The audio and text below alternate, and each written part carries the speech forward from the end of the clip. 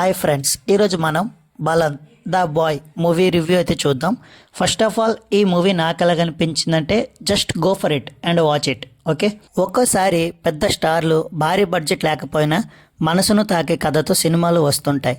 బలన్ the bye కూడా అలాంటి చిత్రమే.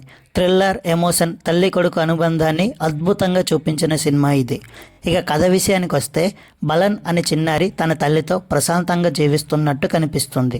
కానీ వారి జీవితంలో దాగి ఉన్న గతం ఒక్కసారిగా బయటపడుతుంది. అనుకోని పరిస్థితుల్లో తల్లి కొడుకు విడిపోతారు. తన తల్లిని వెతుక్కుంటూ బాలన్ చేసే ప్రయాణం, ఆ ప్రయాణంలో ఎదురయ్యే ప్రమాదాలు, చివరికి వారి జీవితానికి ఎలాంటి ముగింపు దొరికిందనేదే కథ. ఇక మూవీ ఎలా ఉందంటే, సినిమా మొదటి నుంచే ఆసక్తిని రేకెత్తిస్తుంది. కథ నెమ్మదిగా సాగిన ప్రతి సన్నివేశం తర్వాత ఏమవుతుందనే ఉత్కంఠను కొనసాగిస్తుంది. ముఖ్యంగా తల్లి కొడుకు మధ్య వచ్చే భావోద్వేగ సన్నివేశాలు హృదయాన్ని కదిలిస్తాయి.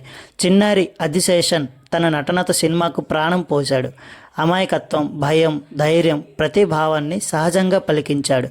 తల్లి పాత్రలో ఫర్జానా అద్భుతంగా నటించింది. ఇద్దరి మధ్య కెమిస్ట్రీ సినిమాకు పెద్ద బలం. దర్శకుడు కథను కమర్షియల్ హంగులకు దూరంగా సహజత్వానికి దగ్గరగా చెప్పే ప్రయత్నం చేశాడు. బ్యాక్గ్రౌండ్ మ్యూజిక్, సినిమాటోగ్రఫీ కథలోని భాగోద్వేగాలను మరింత బలంగా నిలబెడతాయి. ఇక ఈ మూవీ ప్లస్ పాయింట్స్ ఏంటంటే, హృదయాన్ని తాకే తల్లి కొడుకు అనుబంధం, చిన్నారి అధిశేషన్ అద్భుత నటన, ఉత్కంఠభరితమైన కథనం, బ్యాక్గ్రౌండ్ స్కోర్ అండ్ విజువల్స్.